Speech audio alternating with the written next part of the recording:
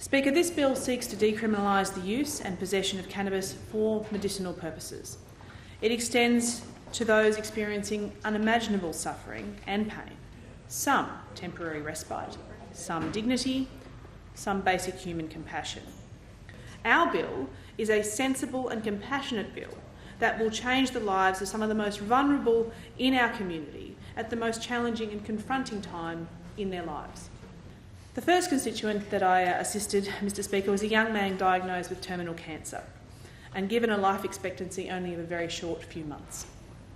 He was in the process of receiving chemotherapy and other treatments, which left him nauseous, dizzy and obviously very exhausted.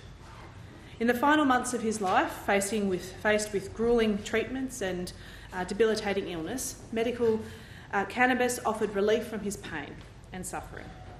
But something far more precious than that, the stamina and strength to spend time with his wife and children. As soon as my office was able to assist with registering him for the Compassionate Users Scheme, another problem, of course, immediately presented itself: supply. How can he find the cannabis that he has been granted permission to use?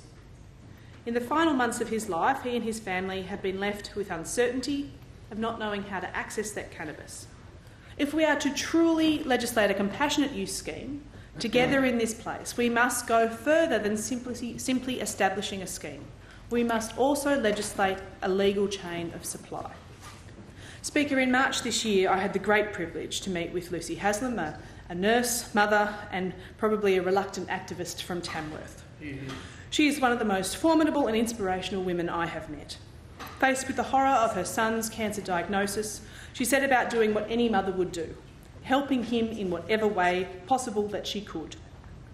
Helping her son snowballed into lobbying the New South Wales Government and organising Australia's first medicinal cannabis symposium in Tamworth in 2014. She has been instrumental in advancing the progress of a medical cannabis scheme in New South Wales, and I take the moment to honour her, her husband, her daughter and of course her son Daniel, who passed away in 2015. This bill is offered in the same spirit as Lucy's activism, to be compassionate and pragmatic about the needs of those most vulnerable in the community. Look, Mr Speaker, I urge all in this House to set aside the politics and to take this opportunity to vote in favour of this historic bill, and I commend it to the House.